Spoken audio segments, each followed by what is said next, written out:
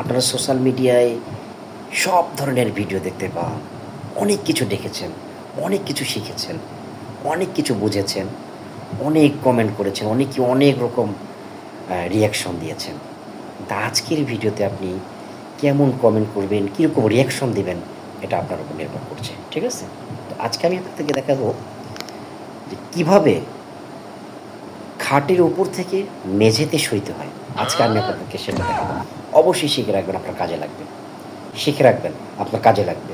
তো চলুন, আমি কিন্তু এখন কিন্তু খাটের উপরে শুয়ে আছি। এখন কীভাবে মেঝেতে শুবেন আমি আপনাদেরকে দেখাই দিচ্ছি। প্রথমে আপনি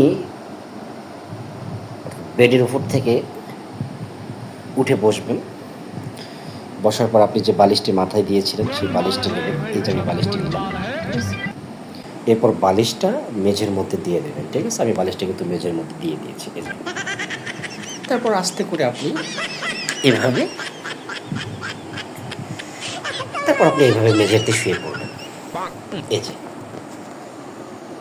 আমি কিন্তু এতক্ষণ কিন্তু যে খাটের উপরে ছিলাম, এটা খাট, ঠিক আছে? আমি এতক্ষণ খাটের উপরে ছিলাম, এখন আমি মেঝের মধ্যে শুয়ে পড়ছি। এভাবেই কিন্তু খাটের উপর থেকে মেঝেতে শুইতে হয়।